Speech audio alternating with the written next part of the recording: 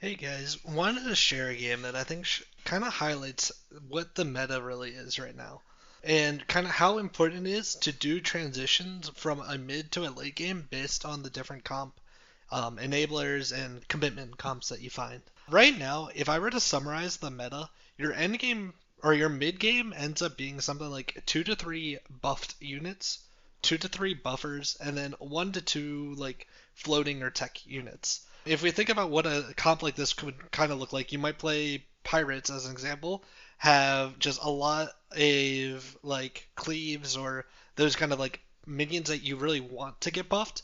You might have something like Brandon Tethys that kind of enables you to buff more, and then you might finish your board with like a Leroy as your last unit on the turn. In the end game, you can then sell off those 2 to 3 buffer units and run your 2 to 3 units that you've been buffing the entire game, and then you fill in with something like 4 to 5 tech and scam units. Really, your mid game goal is to find that core as early as possible so that when you go to the end game, you're able to sell off those units and have those 2-ish to 3-ish minions that are able to trade 1 for 2.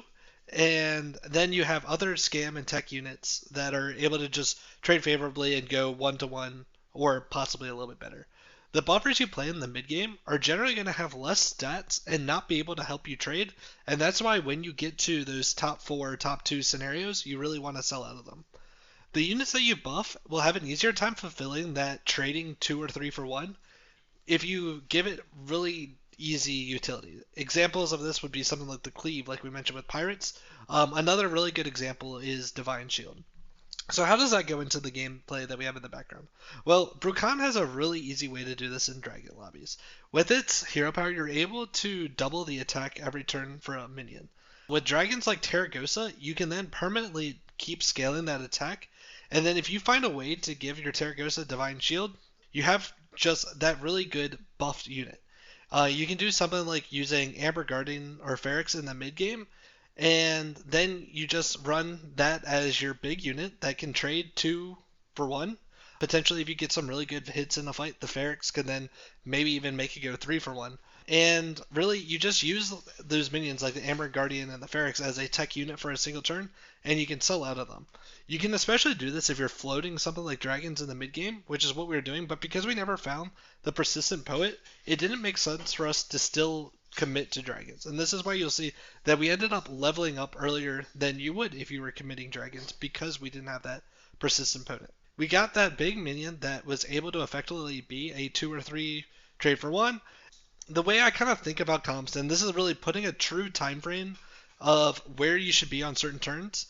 On turns 8 through 9-ish, your plan is to just find a lot of enablers and try to still play your strongest board. But around turn 10, you need to find some type of commitment for your enabled comp. So you've been picking up a bunch of enablers.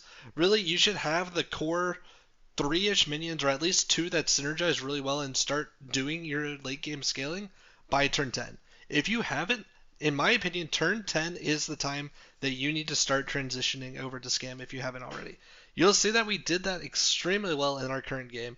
Really, Pendant ended up being a really good way for us to find more scam units because you find a scam unit once, it ends up getting a duplicate of it, and then you get to have 2 of the units. Be careful, we ended up golding a Leroy on accident doing this, but you'll see that this is a really good video for just how to do that mid to late game transition. You have the 1-2 scaling units. Really, if you have a better board and you can have 3 good buffed units, but in the game you'll see we didn't really high roll or anything, and we just kind of played what we were given. And we had the Terragosa that was able to trade 2 or 3 for 1, then a bunch of Leroys, poisons. We ended up using a Acid Atrocity and the Cultist as a little another good just core to have a little bit of like anti-scam with them, and then just from there. I guess the other thing to point out is how important I think that's Pagel Rod is in these kind of lobbies. If you're on your turn 9 Greater Trinket selection and you don't have direction, and you see a lobby like this where there's something like Murlocs and Elementals in, Murlocs and the Elemental 7-drops act as very good scam and tech units by themselves without any type of buffs, and you can potentially make them even better. Something like if you have a base skill and the Tide Oracle, that's a really good combo and kind of synergizes in a like typical anti-scam type core.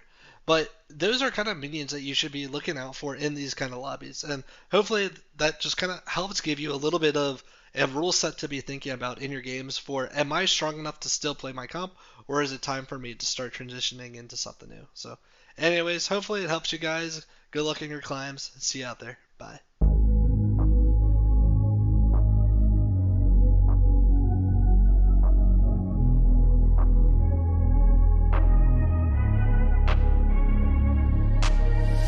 I'm changing who I am. I'm making a new plan, rearranging my life, and I won't look back ever again. You ain't see me activated. You better hope that you never see me agitated. I think about my actions, plan them out, evaluated. That's how I end up on the top, man, I'm calculated. My mind's a weapon, my body is the engine. I'm never second guessing, I just do what I was destined. Cause I feel I got the blessing, persistence and obsession. That's how you keep progressing, I already learned that lesson, yeah. I'm changing who I am. I'm making a new plan, rearranging my life, and I won't look back ever again. You can't stop what's moving. You can't stop what's moving. I'm changing my life, and I won't look back ever again. No fear, see clear, you deserve to be great. I know it feels like things get in your way. Push through those walls and the others will fall. Sit up, stand tall, you can get through it all. I need some energy, anxiety's no friend to me. I have a short memory, I don't really remember things. That's how I move on, that's how I stay strong. A new day's on, I'll keep moving right along. And I feel like the pain in the past, it needs to stay in the past. You gotta take off the cast. I wanna feel like I'm a new person. I wanna have clear vision and purpose. And I feel like the pain shouldn't last. If you can move on and past the things that make you feel bad, and you can change in your brain, I'm certain. I've done it before, and man, I'm not perfect. I'm changing who I am. I'm making a new plan, rearranging my life, and I won't look back ever again. You can't stop what's moving. You can't stop what's moving. I'm changing my life, and